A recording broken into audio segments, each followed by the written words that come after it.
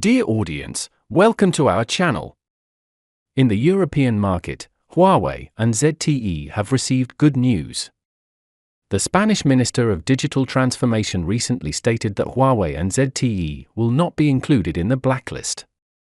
On February 23, 2024, Spanish Minister of Digital Transformation, Escribá, stated at a breakfast briefing organized by the New Economy Forum, Spain has no intention of establishing a list of high-risk suppliers, and Europe has not requested such a framework.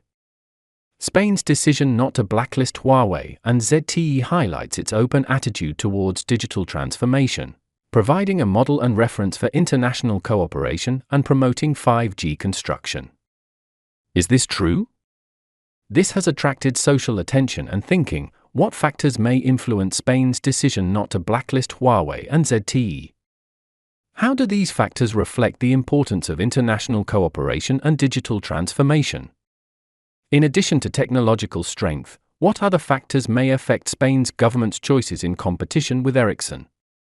Furthermore, how should Huawei respond to Spain's government's change in attitude in order to maintain its position in the global 5G market?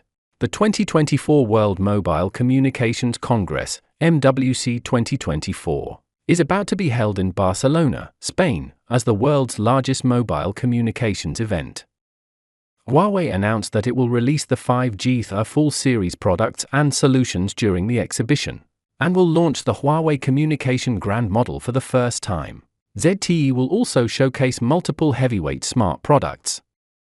Reports indicate that in early 2022, the Spanish government approved a new generation of mobile communication 5G network security bill, considering excluding high-risk suppliers, especially Chinese companies.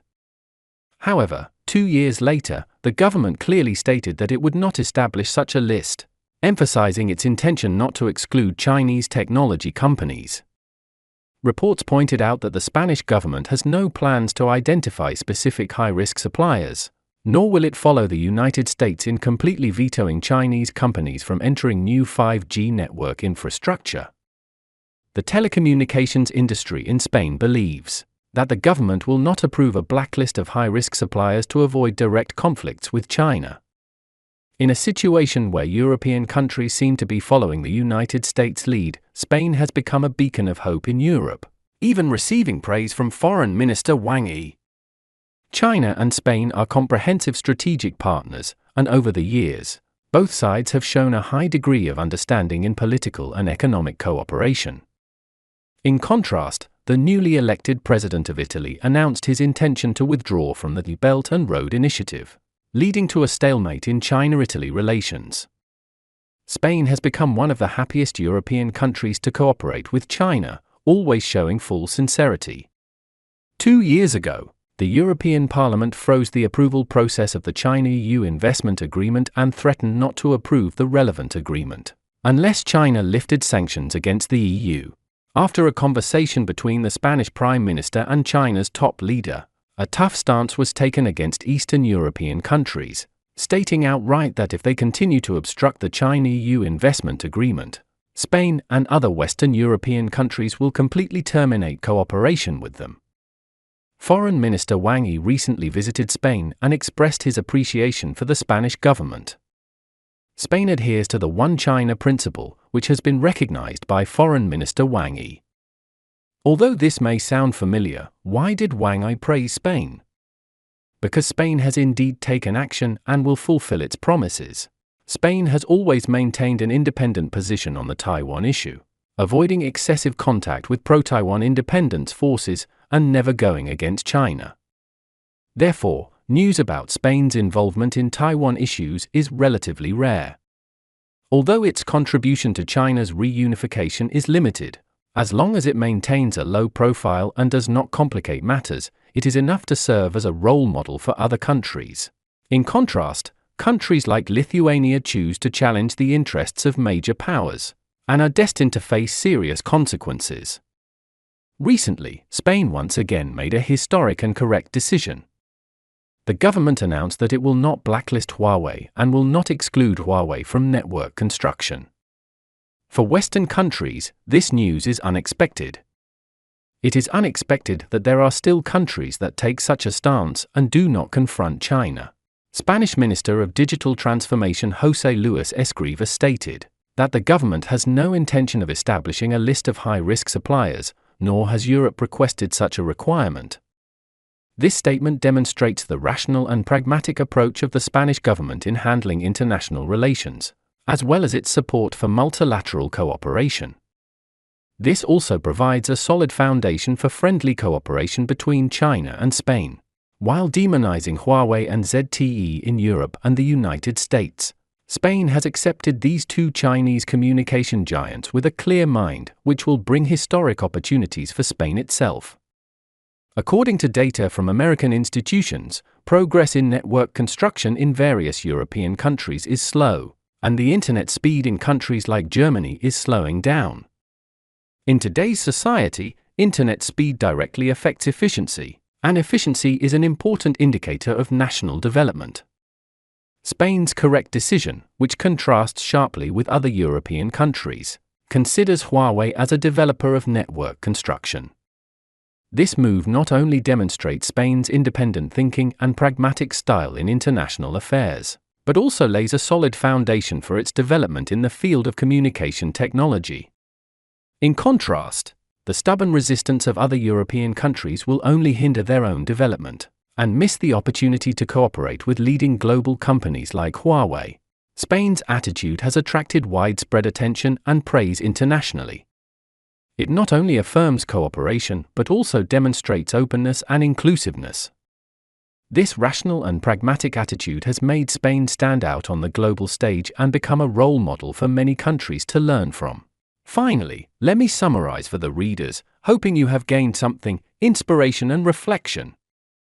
In the European market, ZTE and Huawei have achieved a series of important accomplishments. ZTE and Huawei's market share in the European market continues to grow. Their products are widely used in communication equipment, 5G network construction, and other fields, gradually becoming the preferred brands for European operators. ZTE and Huawei have advanced technology and patents in the field of communication technology. Their products have obvious advantages in performance, stability, and security, enabling them to compete with other competitors in the European market and achieve success. ZTE and Huawei have established close partnerships with European operators, governments, and enterprises. They have cooperated with local companies to carry out projects such as 5G network construction and digital transformation, making important contributions to the construction of Europe's information communication infrastructure. ZTE and Huawei continue to invest in innovation and research and development in the European market, launching many products and solutions that meet local needs. They are driving the development of the European communication industry and preparing for the arrival of the digital age. Overall, ZTE and Huawei have established a good reputation and influence in the European market, becoming important participants and promoters in the field of communication in the region. There are several important reasons behind ZTE and Huawei's achievements in the European market. ZTE and Huawei have strong technical capabilities and innovation in the field of communication technology. They are leading in 5G, Internet of Things, artificial intelligence, and other fields, providing high-quality and high-performance products and solutions to meet the growing demand in the European market. ZTE and Huawei's products have excellent quality and reliability. They focus on the stability, security, and performance of products, gaining the trust of European operators and enterprises. Excellent product quality has won them a good reputation and market share. ZTE and Huawei have established close partnerships with European operators, governments, and enterprises. They cooperate with local partners to carry out projects and provide customized solutions to meet the specific needs of the European market. This cooperation helps them understand the local market and accelerate the localization and market promotion of products. ZTE and Huawei have a competitive advantage in product pricing. They offer competitive prices, attracting many European customers. Reasonable pricing strategies help ZTE and Huawei obtain more orders and projects in the European market. In summary, ZTE and Huawei's success in the European market is mainly due to their comprehensive factors such as technological advantages, product quality, partnership relations, and price competitiveness. Finally, I believe that in the competition of the international 5G communication and semiconductor market, both technological strength and political factors coexist, but technological strength is the long-term solution. As a leading provider of 5G technology, Huawei should continue to focus on technological innovation and quality improvement in the face of international political pressure, to prove its value with practical actions. At the same time, it should establish partnerships with more countries, strengthen international cooperation, and jointly promote the development and application of 5G technology, which is the key to achieving a global layout. Today's video ends here. Stay tuned for the next exciting content. Goodbye. Goodbye.